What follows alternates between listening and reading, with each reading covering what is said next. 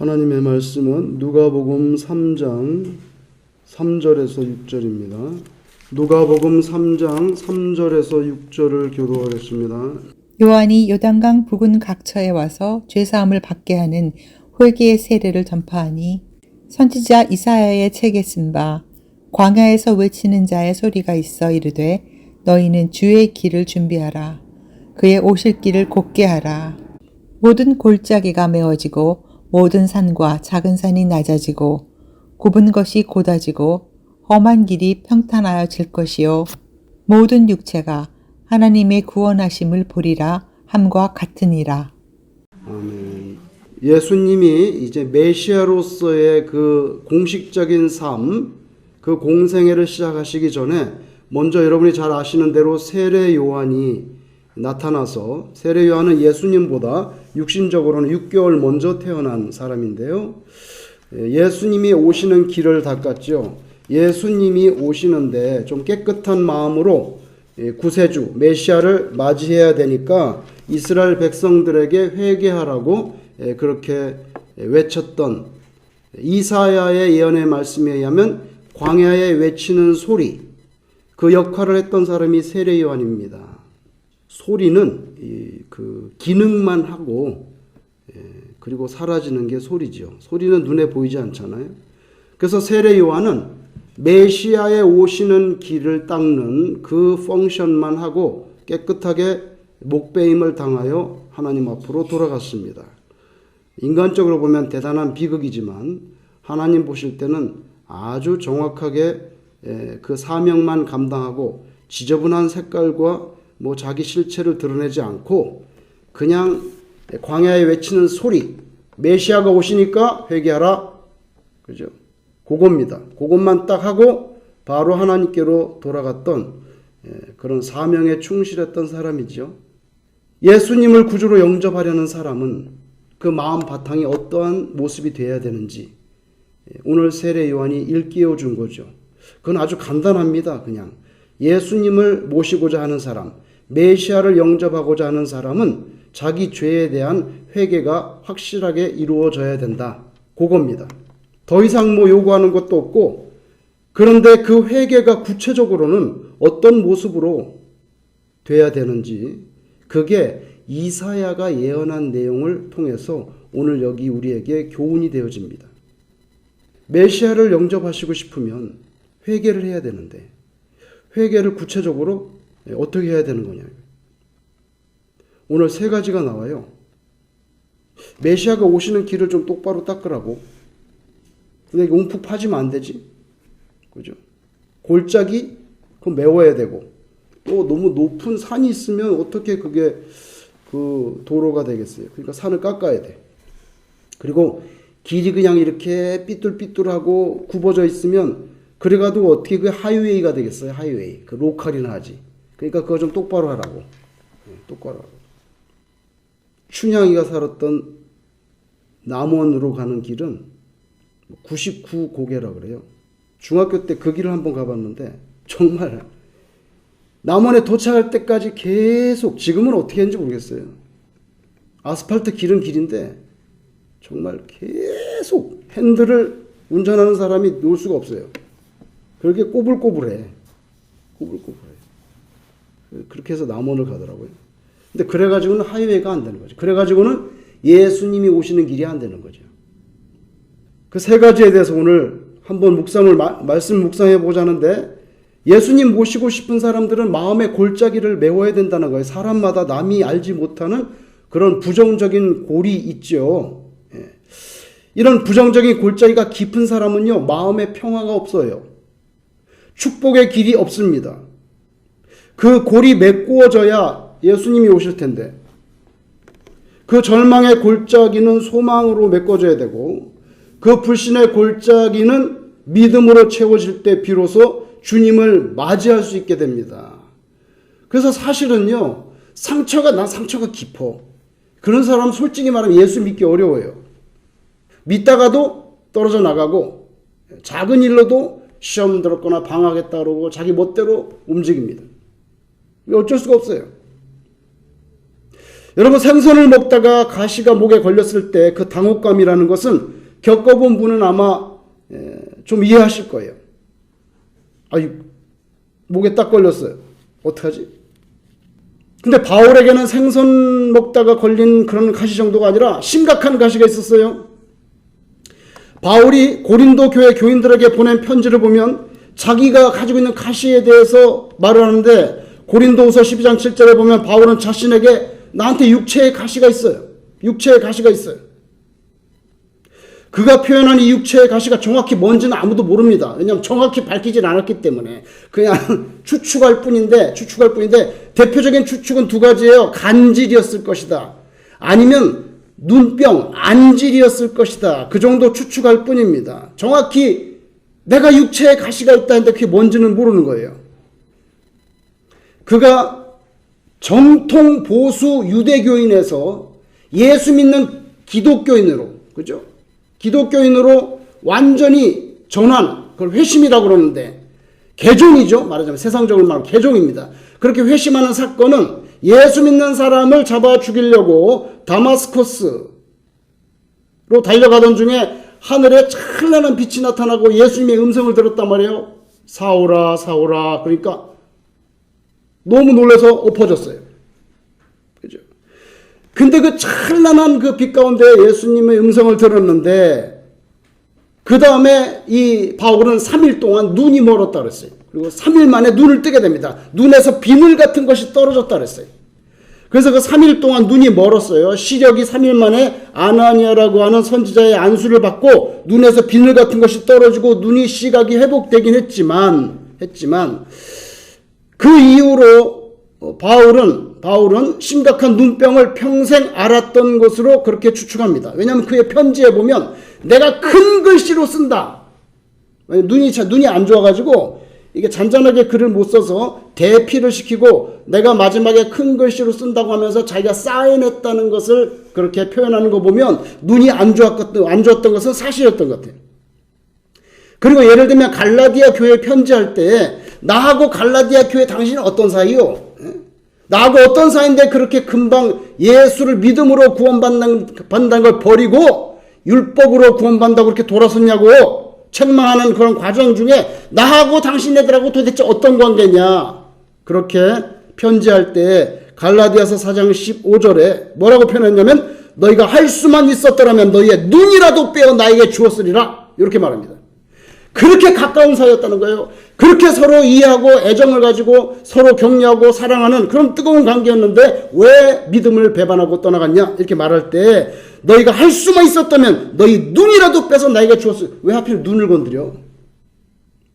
그래서 그가 말한 육체의 가시라는 거, 자기 육체의 가시가 있다, 그게 눈병이었을 것이다 추측하는 겁니다.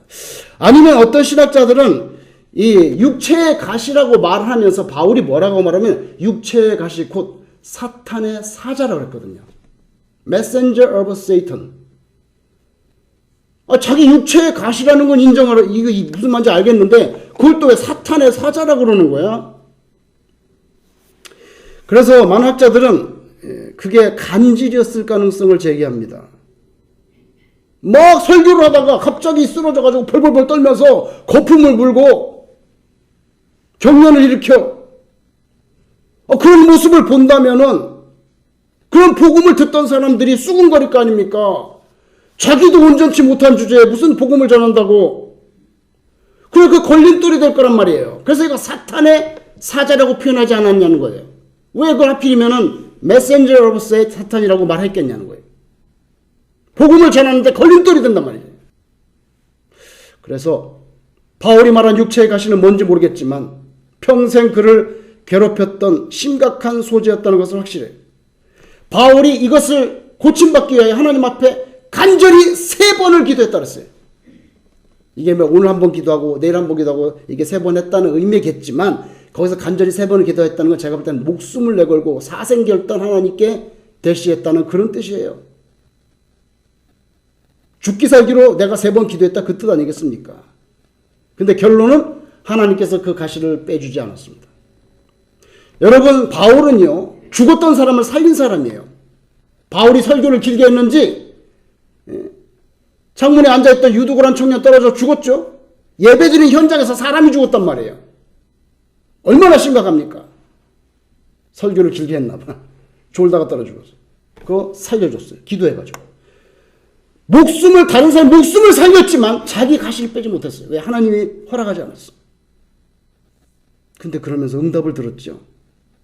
고린도후서 12장 9절에 아주 간단한 응답인데 내 은혜가 네게 족하도다.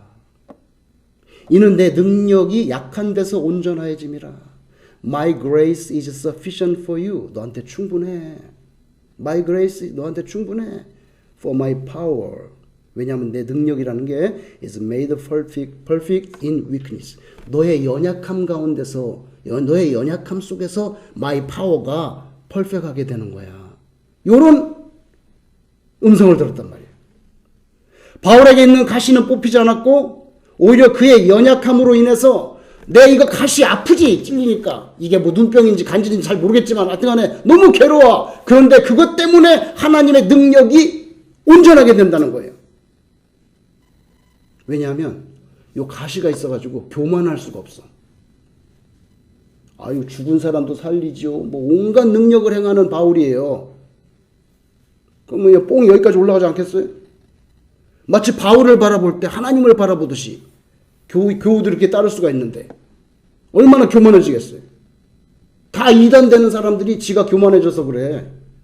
막 성령으로 펄펄 끓다가 막 병도 고치려다가 아유 뭐 보니까 뭐 거의 자기가 신의 경지거든. 그럼 뭐 성도들이 와서 그냥 막 금가락지도 박치고 막 교주처럼 되니까 나중에 자기가 하나님 되는 거예요. 그래서 바울은요 깨달았어요. 이 육체의 가시 때문에 내가 어깨 뽕이 안 올라가고 교만해지지 않아서 하나님께 버림받지 않게 되는구나. 여러분 교만해져서 하나님 자리에 올라가면 버리지 어떡하겠어요. 못 써 그걸. 그죠? 그래서 자기가 겸손하게 계속 겸손을 유지할 수 있는 이건 하나님께서 허락하신 교만 방지용 시건장치란 말이에요. 요거를 딱 빼버리면은 바로 교만해져. 그러니까 그걸 꽂아놓는 거야. 꽂아놔. 방아쇠를 못 당기게. 교만의 방아쇠를 못 당기게 꽂아놓으면은 교만할 수가 없어. 그 버림받지 않지.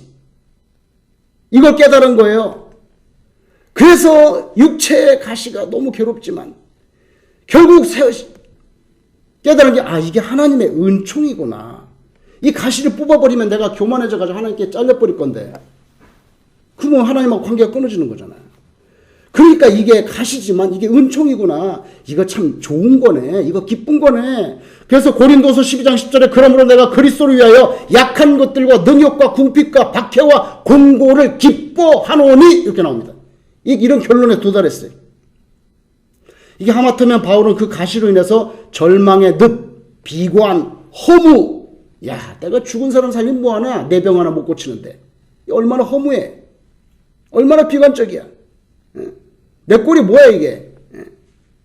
그런 깊은 골짜기로 빠질 뻔했지만 그는 오히려 그런 고통이 예수님을 위해서 쓰임받는 오히려 좋은 은총이라는 거. 자기를 자만하지 않게 해주기 위한 하나님의 컨트롤하는 리모트 컨트롤 리시버야. 너의 가시가 그게 없으면 네 마음대로 날뛸 거 아니야. 교만해가지고.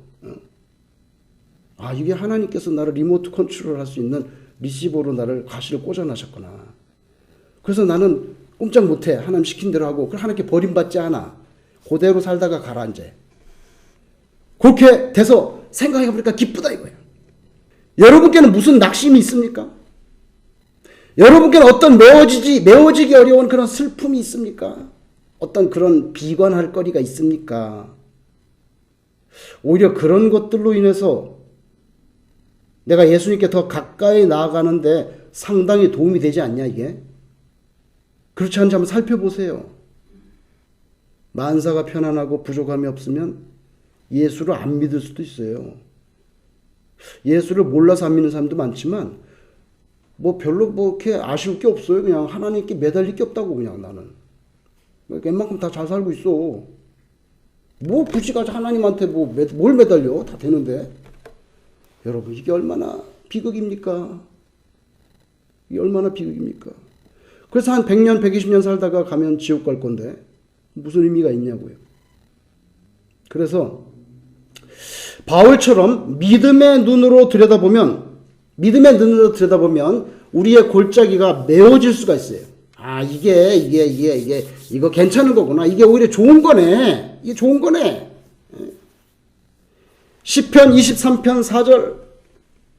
내가 사망의 음침한 골짜기로 다닐지라도 해를 두려워하지 않을 것은, 여기 해라는 건 태양이 아니고요. 여기 해는요, 이불입니다. 이불, 원문에. 이불, 이게 뭡니까? 사탄의 세력이란 뜻이, 간단하게 말하면. 악한 것, 사탄의 세력이란. 내가 사망의 음침한 골짜기로 막 다녀도 내가 사탄의 세력을 두려워하지 않을 것은 주께서 나와 함께 하심이라. 주의 지팡이와 막대기가 나를 안위하시나이다. 이렇게 나오잖아요. 다윗이 얼마나 위대한 신앙 고백입니까? 내 인생이 때로 깊은 골짜기로 다닐 때도 있지. 뭐 솔직히 맨날 평지만 다녀? 맨날 해피해? 아니죠. 근데도 나는 사탄의 세력을 두려워하지 않아. 왜? 하나님께서 나와 함께 하시고, 나는 양이야, 어리석어. 나는 양이 어리석어. 그래가지고 여러분, 양이 시력이 10m밖에 안 된대요. 10m밖에 실제로. 아, 그래서 뭐 골짜기로 빠져들어가 죽을지도 모르고. 그래도 괜찮아. 왜? 하나님께서 지팡이와 막대기로 나를 탁 건져서 올릴 거기 때문에 괜찮아. 마음의 골짜기가 이렇게 메워지는 거예요. 믿음이 있는 사람이 이게 가능해. 여러분에게도 이런 은총이 있기를 축원합니다. 너무 중요해요, 이거. 두 번째로 예수님을 구주로 영접하고 싶으면요, 반대야. 이거는 너무 깊은 것도 문제. 이건 너무 높아. 너무 높아. 산이야. 예수님이 오시는데 하이웨이가 딱 깨야 된다. 산 뚫어야지. 마음의 높은 산, 이건 낮추어져야 된다고 이사야가 정확하게 지적합니다. 예수님은 메시아입니다. 예수님은 왕이십니다. 왕의 대로를 내려면요, 높은 산 이거 좀 깎아야 돼. 깎아야지. 그래야지 하이웨이가 되죠. 어떻게 이렇게 동글동글 산을 올라가고 하이웨이가 되겠습니까? 안 되죠. 우리의 교만은요, 주님이 우리에게 오시는 길에 걸림돌임에 분명합니다. 베드로 무식한 것 같지만 아닙니다. 똑똑합니다. 예수 믿고 얼마나 스마트해졌습니까? 베드로전서 5장 5절, 하나님은 교만한 자를 대적하시되, 딱 잘라 말합니다. 하나님이 누구를 대적하냐는 거예요. 하나님은 교만한 사람을 대적한다고요. 그리고 겸손한 자에게는 은혜를 주시느니라. God oppose, 반대한다고. 하나님이 반대. God oppose the proud, 교만한 사람 반대. But gives grace to the humble. 험불한 사람에게는 그레이스를 준다 이거예요. 예수님을 구주로 모시고자 하는 인생은요, 자신이 하나님 앞에서 얼마나 부족하고 악한 죄인인지를 먼저 인식을 해야 되는데, 이게 인식이 안 되는 거예요. 내가 왜 죄인이야? 내가 뭘 그렇게 잘못된 죄라는 거예요? 맨날 교회 가면 내가 죄인이래. 난 거 받아들일 수가 없어. 그러니 이거 보세요, 여러분. 자기가 죄인이라는 의식을 갖게 된다는 것 자체가 이게 기적이에요. 이게 하나님의 은혜가 아니고는 내가 왜 죄인이냐고. 근데 자기가 죄인이라고 하는 것은요, 이게 하나님께서 그렇게 마음을 움직이지 않으면 절대로 고백되어지지 않아요.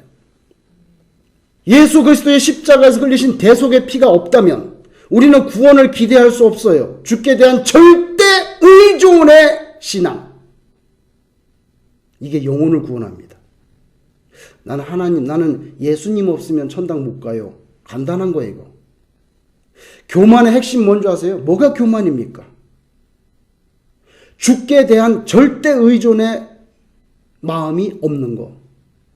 다시 말하면 내 힘으로 살고 나는 내 힘으로 사는 거야. 하나님 내 주먹을 믿어라. 내 주먹을. 내 힘으로 돈 버는 거야. 내 힘으로 건강을 세웠지 내가. 내 힘으로 지위와 권세와 명예와 졸업장과 소유를 확보했어 나는. 요겁니다. 겉으로 보면 별 이상이 없어 이게. 근데 참 신자는 그렇게 살지 않아요. 성경에서 그렇게 말하지 않거든요. 우리가 소유하고 누리는 모든 것은 사실 하나님께서 베푸신 은총임을 깨닫고 내가 한 게 아니고 겉으로 보면 내가 한 것 같아. 근데 그게 아니야. 사실은 하나님께서 너를 통해서 가능하게 해주셨지. 너 그날가다 교통사고 나서 죽었으면 뭘 했겠어 네가? 공부를 했겠어? 돈을 벌었겠어? 다 하나님이 보호해 줬기 때문에 가능한 거지. 그걸 깨닫고 그렇게 믿는 마음이 진짜 참 신앙입니다. 세상에는 우리가 마음먹은 대로 다 되는 게 아니에요. 다 되는 게 아니에요. 그리고 반대로 내가 뜻하지 않았는데도 복을 받는 경우가 있습니다.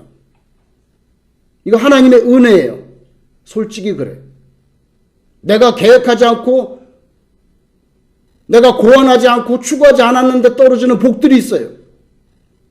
반대로 내가 막 해도 안 되는 게 있어요. 왜냐하면 하나님께서 우리 생명과 우리 나의 라이프의 주인이기 때문에 내가 추구하지만 하나님께서 컨트롤해요. 요걸 믿는 게 신자의 마음이고요. 그렇지 않고 모든 것이 나의 노력, 나의 능력으로 말미암아 내가 누리고 지금 있는 거야. 요게 불신자의 모습입니다. 정말 내 능력으로 이제까지 살았는가? 가슴에 손을 얹고 한번 생각해 보자는 거죠. 저 한국에 있을 때 세문안교회 목사님이,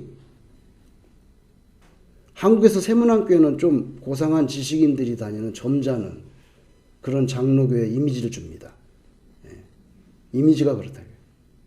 근데 거기 세문안교회 담임 목사님 대단한 사람이죠. 병에 걸렸어요. 그 이름 잊어버리니까 목사님이라. 6개월 만에 돌아가셨어요. 6개월 만에. 딱 6개월 만에 돌아가셨어요. 췌장암이야. 그 당시만 해도 지금도 마찬가지로 췌장암은 손 댈 수 없어요. 그래서 제가 학교 다닐 때 그걸 봤어요. 아, 저런 병이 걸리니까 딱 6개월 만에 가시는구나. 근데 내가 뭘 했고 어쩌고 하는 게 내가 볼 때 다 그때 대학 다닐 때 생각해보니까 우습게 여겨지더라고. 아무것도 아니네. 아무것도 아니야. 원래 의사였다가 다시 공부해가지고 경제학 박사를 받고 경제학자가 된 사람 중에 김현철이라는 사람이 있습니다. 이 사람이 얼마 전까지 코넬대에서 교수를 했었는데요. 지금은 홍콩으로 건너가가지고 2020년도에 홍콩으로 건너가서 홍콩 과기대, 과학기술대학에서 정치경제학을 가르치는 한국 사람이에요. 근데 이 사람이 주장하는 주장이 하나 있어요. 그게 뭐냐면은 인생의 8할은 운에 의해서 결정된다는 거예요. 아, 이 사람이 의사고 또 의사를 그만두고 경제학 박사를 가지고 정치 경제학을 가르치는 사람인데 이 사람이 주장하는 주장이 대표적인 게 뭐냐면 사람 인생이라는 게 8할은 다 운이라는 거예요. 이게 무슨 뭐 경제학자가 할 말은 아닌 것 같은데.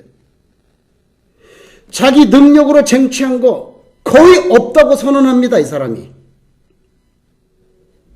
이건요, 그냥 그 사람이 뭐 이렇게 방송에 앉아가지고 뭐 사변적으로 추론해가지고 하는 게 아니에요. 이 사람이 다 데이터 내가지고 앙케이트 조사하고 다 팔로업 해가지고 사회과학적인 객관적인 데이터를 이게 뭐 1000명 가지고 뭐 이거 뭐 입양된 아이들 뭐 해갖고 다 해가지고 통계를 냈어. 통계 내가지고 들이미는 거예요.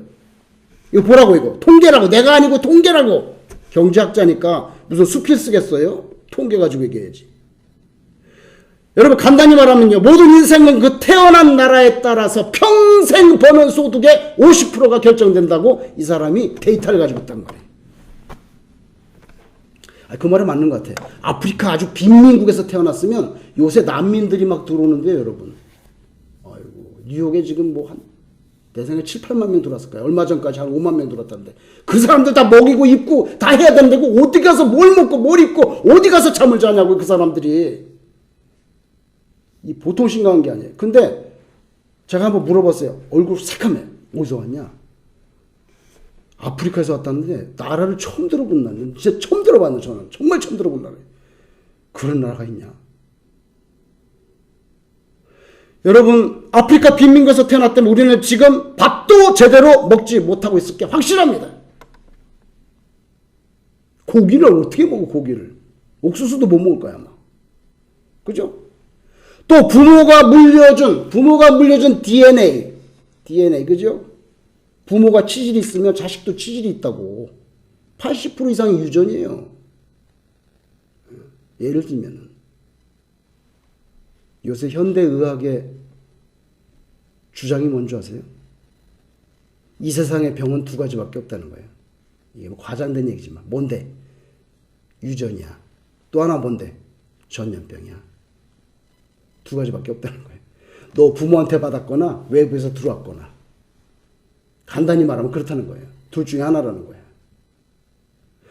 여러분, 부모로부터 받은 DNA가 30%, 네 인생의 30% 결정한다. 너 어디서 태어났는지 50%, DNA 30%, 나머지 10% 네가 자라나는 환경. 네가 시장 바닥에서 학교 다녔냐? 아니면 뭐 저 어디 뭐 뉴저지 뭐 숲속에서 아주 의리의리한 데서 다녔냐? 그거 소득에 영향을 미친다는 거예요. 한 인생이 정말 자기 힘으로 순수하게 자기 능력으로 뭔가를 이루는 것은 제로라고 말합니다. 이 김현철 씨는요. 제로래. 없다는 거예요. 그건. 그렇게 보일 뿐이지. 네가 그런 부모를 안 만났으면 네가 됐겠어 지금. 네가 지금 그 코리아에서 태어났으니까 그렇지. 네가 아프리카 태어났으면 지금 옷도 없이 그냥 맨발로 숲속을 돌아다닐 건데.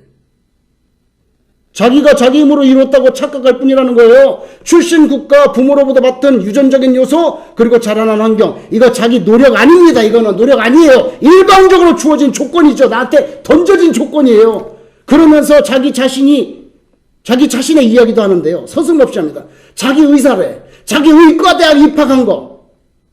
자기 의사 됐다는 거예요. 그리고 나중에 경제학 박사과정 시험 통과한 거. 종합시험. 이거 다 아슬아슬하게 겨우 통과됐다는 거예요. 자기는. 거기서 조금 뭐 한두 문제 틀리면 안 될 수도 있는 거예요. 코넬대 교수로 간 거? 이 사람 뭐라고 하셨어요?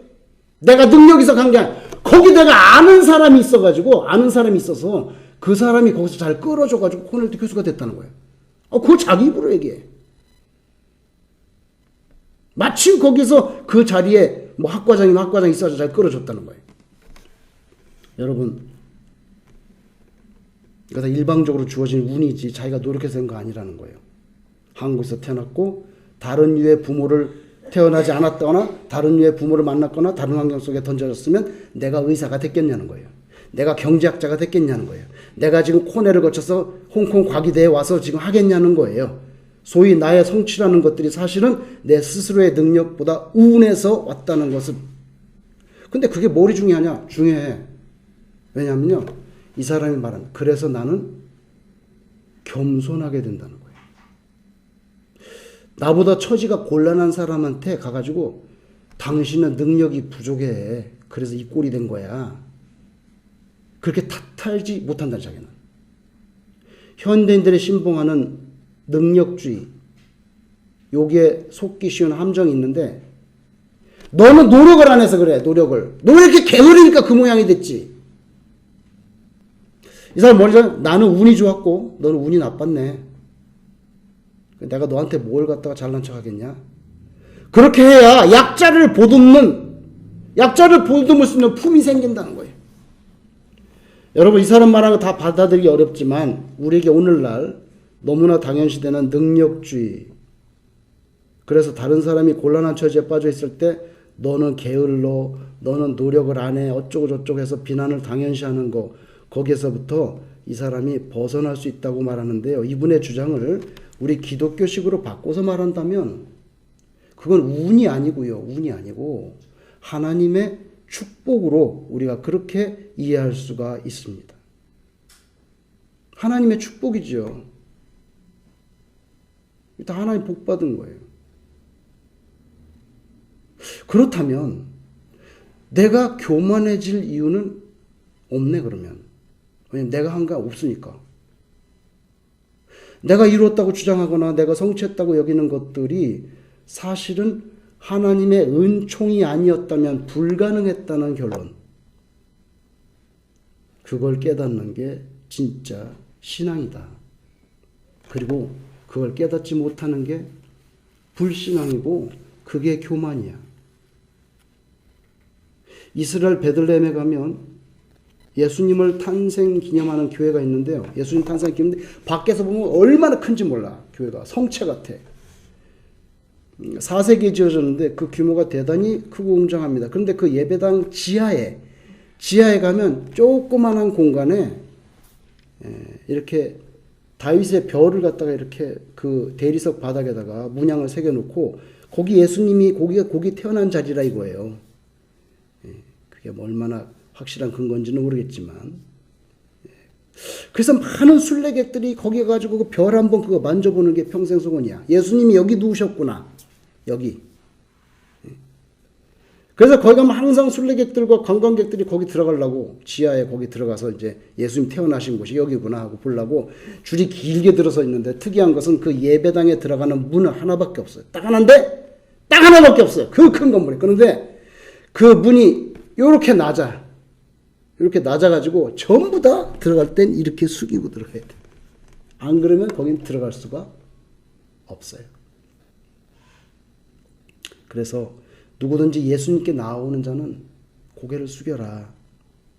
겸손해지기를 바라기 때문에 일부러 그 교회를 지을 때 문이 딱 하나인데 딱 이렇게 다 이렇게 숙여 전부 다 숙이고 들어가야 돼. 나 자신이라고 하는 높은 교만의 산 이거 낮아져야 예수님을 모셔드릴 수가 있어요. 자기 힘으로 다 잘 산다고 여기는 자 그래서 신앙을 갖는 게 어렵습니다. 여러분의 마음에 자신도 모르게 높아진 어떤 산이 있다면 이거 분명하게 낮아질 수 있기를 주의 이름으로 축원합니다. 마지막으로 여기 예수님을 모시려는 사람은요 마음의 굽은 거 이거 다 고다져야 돼. 마음이 굽으면요 사람이 빨간색을 보면서도 그게 빨간색이겠어? 잘 봐봐 노란색일지도 모르지 그거. 그래서 항상 냉소적이고요. 말 한마디라도 이렇게 꺾어서 삐딱하게 하고 그거 참 고쳐지기 어려워요 그거. 길을 잘 닦으려면 굽은 거 펴야 돼. 더구나 예수님 우리 왕인데 그 왕을 영접하는 우리 마음에 왕의 대로 이 아주 삐뚤삐뚤해가지고 구부러지면은 그게 어떻게 킹스 하이웨이가 되겠어요? 킹스 하이웨이가 되겠냐고. 예수님은 사해가 있죠 이스라엘에. 사해 서쪽에 베들레헴이라고 하는 조그만 동네에 태어나셨다가 헤롯의 핍박 때문에 이집트로 잠깐 피신 갔다가 그리고 쭉 올라가서 북쪽의 갈릴리의 나사렛이라는 동네에서 사셨어요. 그곳에서 한 30살까지 사시다가 이제 30살쯤 돼서 퍼블릭 미니스터 우리가 말하는 공생애를 시작하셨어요. 그래서 그걸 떠났죠. 그걸 떠나서 이제 하나님의 나라 킹덤 오브 갓 하나님의 나라를 전하기 시작했는데 한 번은 자기가 그 30년 동안 살았던 나사렛에 가시지 않았습니까? 근데 어떻게 됐습니까? 그 나사렛 동네 사람들이 아이고 우리 동네 사셨는데 메시아였군요. 우리가 못 알아봤는데 그러면서 예수님을 환대하지 않았어요. 오히려 박대를 했어요. 30년 동안 내가 너를 너무나 잘 알고 이거 어릴 때부터 뭐 맨발로 다니고 다 봤는데 뭔 메시아야 메시아는. 그래서 그들은요 예수님을 메시아로 믿고 영접하지 않았어요. 그냥 여전히 목수 청년에 불과해. 마음에 편견이 있어요. 너 뭐 우리 동네 살던 사람이구만. 그죠? 왜곡되고 마음이 구부러져 있으니까 예수님을 환대하지 않습니다. 예수님을 배척했습니다. 배척한 정도가 아니에요. 성경에 보니까 심지어 예수님을 끌고 동네 낭떠러지로 가가지고 절벽에다가 밀어서 떨어뜨려 죽이려고 했던 그런 사실이 분명하게 기록되어 있어요. 이게 마음이 꼬부라지고 편견이 가지면 예수님을 받아들일 수 없어요. 여러분 가끔씩 텃밭에서 뭐 깻잎도 키우고 호박도 키우고 그런데 오이가 클 때 보면요 요렇게 손가락만 되잖아요. 처음에는 이게 그렇게 커지는데 근데 요렇게 조금에서 조금은 요만하게 될 때 이상하게 그 끝이 지팡이처럼 이렇게 꼬부라지는 소리 이렇게 꼬부라져. 조그말 때, 손가락만 할 때. 그 꼬부라지면요, 제가 보니까, 그 다음에 그냥 그만 성장이 스탑돼 버려요. 이게 꼬부라지지 않아야 돼. 꼬부라지지 않으면 이만큼 자라는데, 이게 꼬부라지면 잘잘 이렇게 돼가지고 그냥 쪼글쪼글해서 말라 비틀어 상품성 가치도 없어지고 먹기도 불편해. 볼품이 없어져 버려요. 아예 하다못해 오이도요, 그 꼬부라지니까 성장이 중단되더라고요. 하물며 사람 마음이라는 게 어떤 이유든 간에 신앙의 영역에 있어서 꼬부라지고 삐딱해지고 꾸불꾸불해져. 그러면 신앙의 성장을 멈추고요. 그냥 신앙 인격이 그만 어린아이 수준에서 더 자라지 못해. 그래서 예수님을 진짜 구주로 영접하고자 하면은 우리의 그 굽은 마음들이 이게 다 펴져야 되는데 이게 참 인간적으로 우리가 펴기가 힘들어. 이거 하나님께 기도를 해야 돼. 하나님 아버지, 저는 이런 경험이 있어가지고 항상 이런 편견을 가지고 있고 이렇게 하나님이 이렇게 하실 거면 내가 의심을 하고요. 아유, 뭐 해주시겠어? 안 해주시겠지만 의심하고 냉소하고 비관하고 이런데 하나님 이 제 마음을 이렇게 쫙 이렇게 곧게 펴주세요. 이건 기도해야만 해결될 문제예요. 여러분 오늘 주님의 오심을 준비하는 대강절 기간에 있잖아요. 우리가 주님이 왕으로 메시아로 오시도록 절망의 골짜기는 이게 믿음의 눈으로 도두어져야 돼. 아 가시가 아니구나 그게. 은총이었네. 도두어져야 돼. 높은 산 이거 네가 잘나서 된 건 아니지. 다 하나님의 축복이에요. 이거 다 낮아져야 돼. 그리고 삐뚤삐뚤 굽어진 거 이거 곧게 이렇게 똑바로 굳게 되어지는 그런 믿음의 역사가 우리 속에서 이거 일어나도록 성령님께서 저와 여러분의 삶을 축복하시고 인도해 주시기를 소망합니다. 기도하겠습니다. 하나님 아버지, 우리 나름대로 깊은 골짜기가 있는 것을 고백합니다. 하나님 아버지, 이것이 슬픔이고 이것이 때로는 절망이고 때로는 비관되고 허무하기도 한 그런 부분인데 하나님 아버지 우리에게 믿음의 눈을 열어주셔서 이런 것들도 하나님의 은총인 것을 깨닫고 그 깊은 골짜기가 다 도두어지게 하여 주시옵소서. 우리의 교만한 것 하나님 회개합니다. 하나님 아버지 깨닫고 다 낮아지게 하시고 우리의 가슴 속에 왜곡된 모든 부분들 신앙에 있어서 편견을 가진 것들 성령님의 불로 다 태워주셔서 정말 예수님께서 우리에게 오시는 그 왕의 대로가 아버지 하나님 평탄하고 곧게 잘 닦여지는 대강절 기간 되도록 하나님 축복하여 주시옵소서. 예수님 이름으로 기도드리옵나이다. 아멘.